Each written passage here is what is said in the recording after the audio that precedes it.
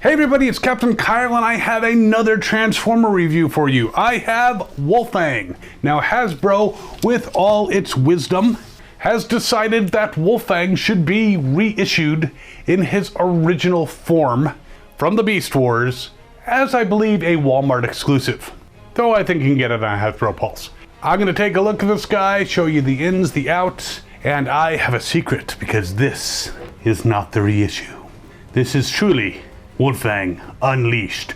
Wahahaha! And I'll explain in a bit. Be right back. So yes, I know that the IDW comics have had a lot of impact on these Transformers and how they are reissued and how they are seen. And apparently Wolfang had a much bigger role, which it's not hard to be bigger than Zero in the show, but a much bigger role than in any of the cartoon series, whether it's Beast Wars, Beast Wars 2, Beast Wars Neo, Beast Wars the movie. So I'm gonna go through this guy, but here's my secret. This is not the reissue because I've not seen him anywhere yet. This is my original, but not only is he an original, he is the Takara version. So he's got this weird little crossbow thing. It shoots. It can put your eye out. So he is truly unfettered, unleashed, and falls down. But let's take a look at this figure now in robot mode, which when you get him, he will be in his wolf mode. Robot mode though, he has his weapons. He's got his tail, which converts into this launcher. He's got his back, which turns into this shield, kind of like a riot shield. And he does have Beast Wars style posability, so you can bend the knees, you can actually maneuver the foot, and he can't really do a full Jean-Claude Van Damme, even if you play around with his midsection, because he's got these hip things. Even if you pull it down all the way, not quite, and that's really part of his transformation. So, however, he can do a really weird split. He can split his legs, his entire shin.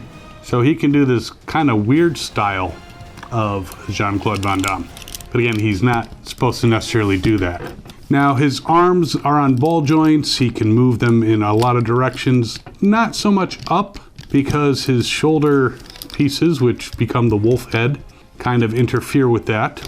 He's got a bit of kibble, which causes problems. He also has, as pretty much all the original Beast Wars had, except for the basics, a mutant mask. Who is that masked? Maximal. So he can do his whole Batman impression. He's all ready to go and cosplay at Comic-Con. You know, so he's got the mutant mask, which swivels back and forth. His head does turn, though you gotta be careful because the mask will pop right off. Whoopsie! When you look at the head with the mask off, especially, or even with it on, his chin is like out to here. He's got quite the amazing chin. The mutant mask is easy enough to pop back on. I am sure people will be popping it off accidentally. He does not bend at the waist. There's no way to bend him.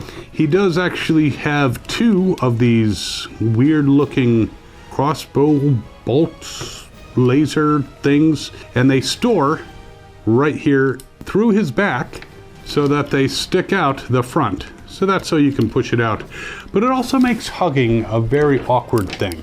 Wants to hug anybody, he might accidentally penetrate them, and that's against the law, no matter what way you want to take that. So it is definitely a cool robot mode, but posability wise, I mean, he's Beast Wars, he's much better than a lot of the G1. He can definitely aim his weapon in various directions. But yeah, because of all the kibble, he's definitely limited with some of his actions. Bends at the elbow. You can't turn the fists at all, but the shoulders not only have ball joints, but he can put his shoulder forward like that, which is not what he's supposed to be able to do. That's part again of the transformation. So, and he's got these awkward front paws on his upper arms, which you kind of got to maneuver out of the way so he can move his arms somewhat. But still, as an original Beast Wars figure, pretty cool. IDW, I guess you've done a really good job with the Beast Wars line, so that's why. they're releasing this stuff. So I'm gonna remove his weapons. Looks a little cleaner without them. His weapons are definitely, I mean, you can tell it's a tail, and you can kind of tell it's a back depending on how you're looking at it. But I'm gonna flip this around, get it ready for Beast Mode. So a nice thing with the Beast Wars figures is weapons and missile storage. A lot of them you could definitely attach the weapons, even if you had to take it apart, you could attach the weapons somewhere inside the Beast Mode. So if you were displaying them as such, you didn't necessarily have to worry about losing the weapons, which is handy. And in some cases, as is the case with Wolfang here, his weapons are part of his Beast Mode. Without them, well, he doesn't look so good. What's nice about Wolfang is everything kind of pops into place. So it's a very solid Beast Mode, which again, a lot of the original Beast Wars figures were like that. And also if you pop off a leg, they're pretty easy to put back on. However, solid does not mean very posable. I'm gonna take his tail and I'm gonna shove it up his back. And there you have the Beast Mode of Wolfang. Now the front legs, you can't move them. They are locked into place. The head doesn't turn, the jaw doesn't open. The back legs can move somewhat, so you can pose him a little bit that way. The tail doesn't wag. Let me push in the little handle. It's got a little handle here that pops out for his gun. So while he's a somewhat convincing wolf, the posability definitely is not there. But it's still a cool toy. Now the reissue, from what I understand, is like same as the reissue of Tigertron and the reissue of Cybershark, about 25 bucks, which when these came out, I think they were about 10 bucks. So inflation, what are you gonna do?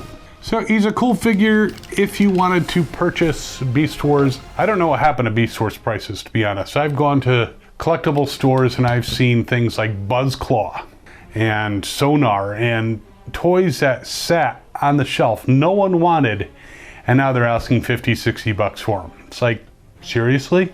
But Wolfang did disappear. The reason I had the Takara one is because I actually had stopped collecting for a while. I discovered the Beast Wars, and then I'm like, I should get these, especially after I watched the show. And a lot of the first wave were no longer available in the US. So I found some sites that had the Takara versions, and they were pretty reasonable. And that's why I have a lot of the Takara versions. In fact, Tigertron, I had the Snow White version. I didn't have the off-color version until much later when I think I found it at a con. So then I had both. So when the reissue comes out, I mean, it's worth it.